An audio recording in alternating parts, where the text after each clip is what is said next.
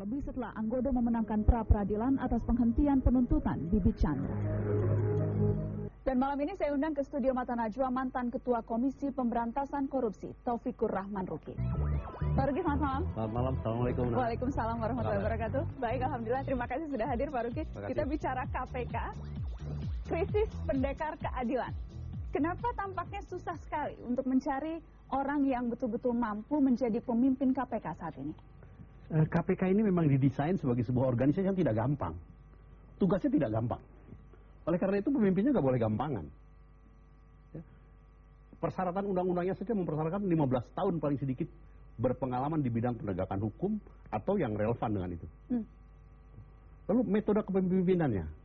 KPK ini pimpinannya kolektif dan kolegial.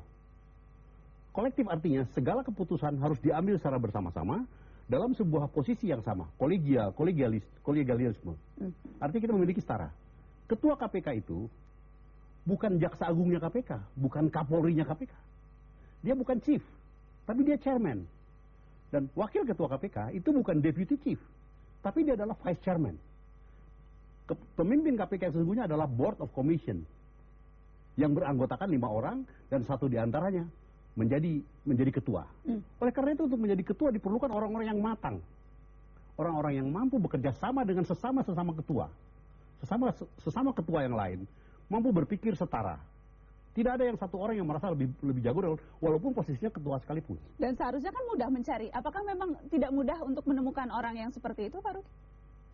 Saya rasa tidak mudah.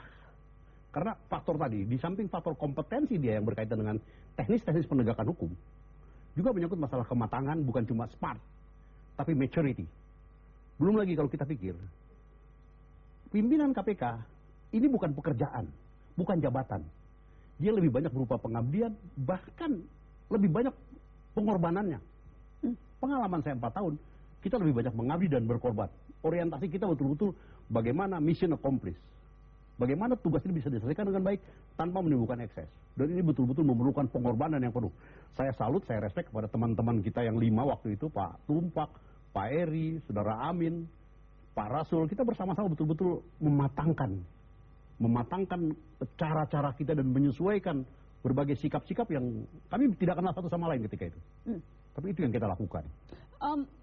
Yang jelas yang mendaftar cukup banyak, ada ratusan. Bahkan ada kalangan yang selama ini kita merasa tidak pernah kedengeran tuh track recordnya dalam memberantas korupsi. Kemudian muncullah nama-nama ini. Apakah Pak Ruki sebagai mantan pimpinan KPK tersinggung tidak sih Pak melihat orang yang selama ini justru jelas-jelas berusaha melemahkan KPK, ujuk-ujuk mendaftar mau jadi pimpinannya? Ya itu dia, kadang-kadang saya pikir ini UFO yang datang ini.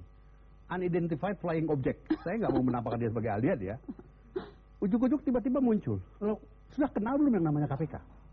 Sudah tahu belum yang namanya KPK?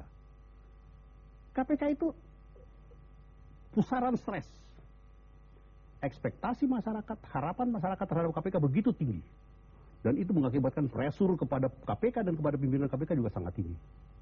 Jadi saya pikir kalau tanggung-tanggung, cuma sekedar untuk mencari posisi, untuk mencari status, minta pengawalan, nggak usah deh. Menjadi pimpinan KPK ini bukan pimpinan yang main-main. Gitu. Karena itu saya juga heran. Apa yang terjadi dalam dunia ini seolah di dunia Indonesia ini berbondong-bondong orang untuk jadi pimpinan KPK. Mungkin juga karena memang begitu bagusnya, begitu